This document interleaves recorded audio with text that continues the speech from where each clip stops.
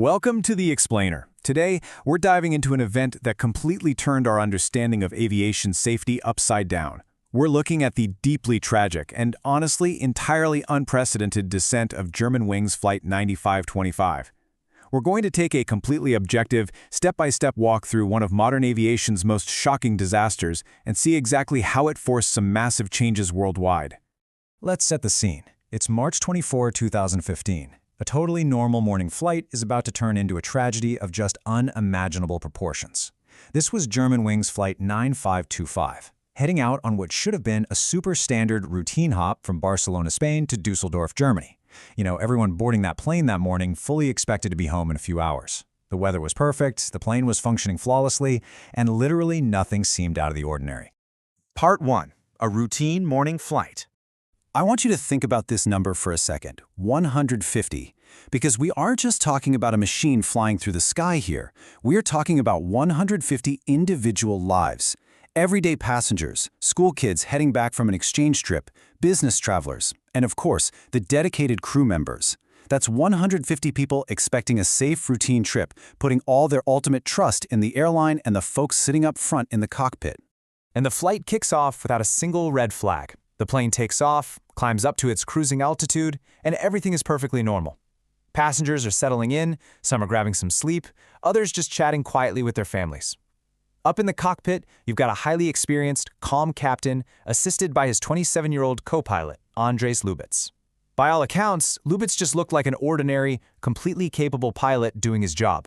But then, about 30 minutes in, something incredibly standard happens. The captain leads the cockpit for a quick break, stepping out into the cabin and pulling that heavily fortified door shut right behind him. Part 2. The silent descent. Now, just a few moments after that door clicks shut, everything shifts drastically. Left completely alone at the controls, the co-pilot reaches out and manually changes the autopilot's altitude settings, deliberately. The plane immediately begins a steady, unapproved dive straight toward the jagged peaks of the French Alps. Back in the main cabin, the passengers actually don't notice anything unusual at first, because the descent is incredibly smooth. But outside the cockpit, the captain realizes almost instantly that they are losing altitude way too fast for a normal cruising flight. He immediately rushes back to the flight deck, punching his code into the external keypad to get back in. But the door was locked from the inside. And here's the really terrifying irony. Thanks to standard post-9/11 security measures, that cockpit door was practically a fortress. Unless the person inside authorizes it, you aren't getting in. The captain starts knocking harder. He's literally pounding on the door, shouting at Lubitz to open up. But nothing. Absolute silence. Inside that cockpit, surrounded by blaring alarms and his commander screaming just inches away, the co-pilot stays entirely purposely silent. Part 3. Impact in the Alps. Down on the ground, air traffic controllers spot this unauthorized dive, and they're desperately trying to radio the plane. Over and over again they call, but no answer comes. The plane just keeps steadily gliding downward. Inside the cabin, the vibe suddenly shifts to pure terror. The passengers realize something is horribly wrong as the mountains get terrifyingly close out the windows, and they can hear their captain desperately trying to smash down that reinforced door with whatever tools he can find. The plane is now flying dangerously low between the mountain peaks. And then, at 10:41 a.m., Germanwings Flight 9525 crashes directly into the French Alps at high speed. The impact was absolute.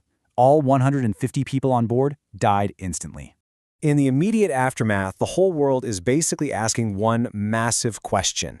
Was this a technical failure? I mean, when a modern commercial passenger jet just falls out of the sky on a clear day, investigators naturally look for a catastrophic mechanical error, right? Maybe a rapid depressurization or some kind of systemic breakdown that knocked out the crew. The public, the airline industry, and of course the heartbroken families, everyone desperately demanded answers. Part 4. The black box revelation. Well, the recovery of the cockpit voice recorder finally gave them an answer, and it was absolutely chilling. Andreas Lubitz had intentionally locked the captain outside. When investigators listened to the audio pulled from the wreckage, they could clearly hear the captain's frantic pounding on the heavy door. In the background, during those agonizing final moments, you can hear the passengers screaming in fear. But the detail that really sticks with you, underneath all that chaos, the microphone picked up Lubitz's steady, calm breathing.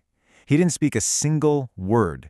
He remained entirely silent until the very end. Part 5. A hidden secret. So how on earth does something like this actually happen? Digging into Lubitz's background uncovered an incredibly chain of deception. It turned out Andreas Lubitz had been suffering from severe mental health issues for quite some time. Medical professionals had evaluated him multiple times, and doctors had explicitly declared him unfit to fly. They even gave him medical notes excusing him from work. But he literally tore those notes up, he hid them from the airline, he secretly just kept on flying, completely concealing his severe medical status from his employers and his fellow crew members, basically exploiting a massive blind spot in the medical reporting system. Part 6. Changing Aviation Safety Forever. In the wake of this crash, airlines around the globe had a really harsh realization. Their cockpit security rules had a fatal vulnerability. These incredibly fortified doors, designed specifically to keep terrorists out, had actually trapped a threat inside. So they moved fast and rolled out new regulations, commonly known in the industry as the Rule of Two. The fix is pretty straightforward, but absolutely crucial. Now, if a pilot has to step out of the cockpit for any reason, an authorized crew member, like a flight attendant, has to step in to take their place before the door is shut.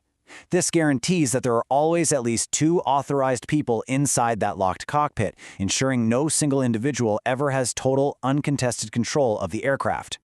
Germanwings Flight 9525 stands as this horrifying example of how a danger inside the cockpit can become way deadlier than any technical failure. 150 innocent lives were lost, all because a fundamental system of trust was broken behind a locked, impenetrable door. It completely reshaped global aviation safety forever, and honestly, it leaves us all grappling with a pretty provocative thought. How do we effectively protect against the dangers hidden within the cockpit itself? It forces us to constantly reevaluate the trust we place in the human beings operating the machines we rely on every single day. Thank you so much for joining me for this explainer.